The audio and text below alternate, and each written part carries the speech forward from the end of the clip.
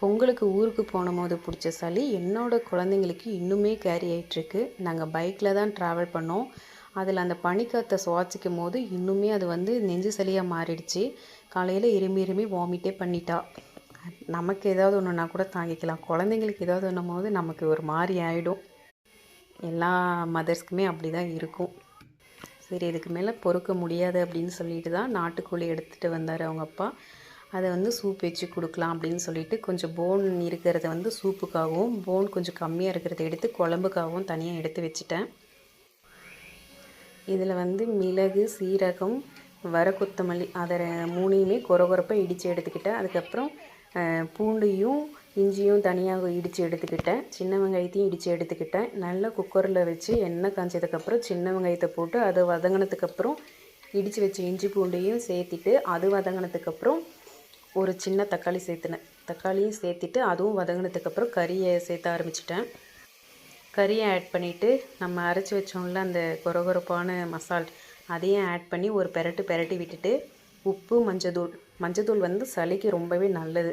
அதையும் ஆட் பண்ணி தேவையான அளவு தண்ணி ஊற்றி கொதிக்க வச்சிடலாம் அப்படின்னு வச்சுட்டேன்.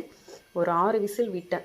விசில் அடங்கினதுக்கப்புறம் கொத்தமல்லியும் மிளகு தூளும் ஆட் பண்ணி நல்லா சூடாக இருக்கும் போது என்னோடய குழந்தைங்களுக்கு கொடுத்தேன், குடிச்சிட்டாங்க. இந்த வேலை முடிஞ்சதுக்கப்புறம் நம்ம எடுத்து வச்சுருந்தோம்ல போன் கொஞ்சம் கம்மியாக இருக்க மாதிரி அந்த கறியை எடுத்து குழம்பு வச்சிடலான்னு சொல்லிவிட்டு அதுக்கு எல்லாமே ரெடி பண்ண ஆரம்பிச்சிட்டேன்.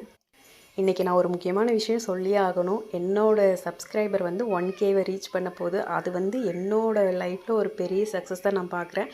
இன்றைக்கி 1K, நாளைக்கு அது 10K, அடுத்தது 1 lakh அப்படின்ட்டு அடுத்தடுத்த படியை நோக்கி நான் போகணும். அதுக்கு எல்லாருக்குமே அதுக்கு உங்களோட சப்போர்ட் எனக்கு ரொம்ப தேவை.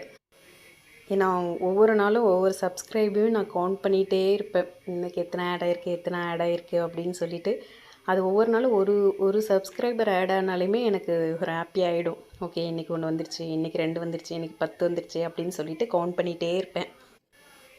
சூப் எப்படி இருக்குன்னு பாருங்கள். தென் அரைச்சி வச்ச கூட்டெல்லாம் எடுத்து கறி வதங்கினதுக்கப்புறம் ஊற்றி குழம்பு ரெடி பண்ணிட்டேன். இந்த குழம்புக்கு சாப்பாடு கேட்குறவங்களுக்காக சாப்பாடும், எங்களுக்கு களியும் நாங்கள் சைடில் ரெடி பண்ண ஆரம்பிச்சிட்டோம். வீடியோ எப்படி இருக்குன்னு மறக்காமல் சொல்லுங்கள். அண்ட் ஒவ்வொரு சப்ஸ்கிரைபருக்கும் என்னோடய மனமார்ந்த நன்றிகள்.